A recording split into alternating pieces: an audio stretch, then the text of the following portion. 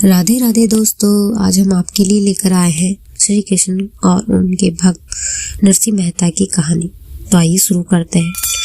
बहुत समय पहले गुजरात में नरसिंह मेहता नाम के एक संत रहते थे। उनके पास ज़्यादा कुछ नहीं था, ना पैसा ना संपत्ति, लेकिन दिल में सिर्फ श्री कृष्ण बसते थे।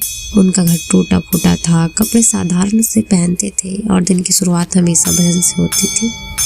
हाथ में करताल, आंखें बंद और होठों पर बस एक नाम, सावरिया। नरसिंह मेहता की बेटी कौरबाई ससुराल में थी। जब वहाँ मायरा भात देने का समय आया तो चिंता होना स्वाभाविक था, सबको होती है। ससुराल वाले धनवान थे, उन्होंने मजाक में लंबी सी सूची बनाकर भेजा। नरसिंह मेहता के हाथ थमा सोना चांदी, कपड़े, गहने, सब कुछ। नरसिंह मेहता के पास कुछ भी नहीं था। उन्होंने किसी से कुछ शिकायत नहीं करी, बस भरोसा था अपने सावरिया सेठ पर।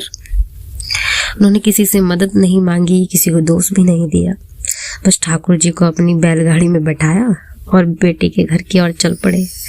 वहां पहुंचकर भी उन्होंने सफाई नहीं दी, ना ही कुछ बोला, ना कोई तर्क नहीं किया।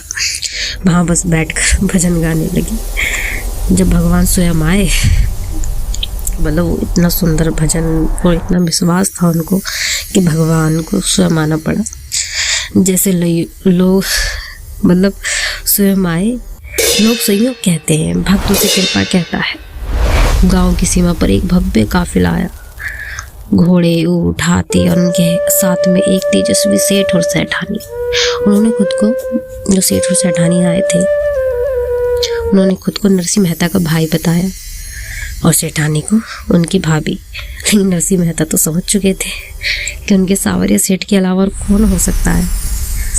मायरा पूरा हुआ। सूची में जो भी लिखा था उससे ज़्यादा ही ससुराल वालों के हाथ में थमा दिया। सोना चांदी, रेशमी वस्त्र, गहने, सब कुछ। जिन लोगों ने हंसी उड़ाई थी वो मौन हो गए। भक्ति की जीत हुई आखिरकार भाई। नरसिंह मेहता की आंखों से आंसू बहने लगे।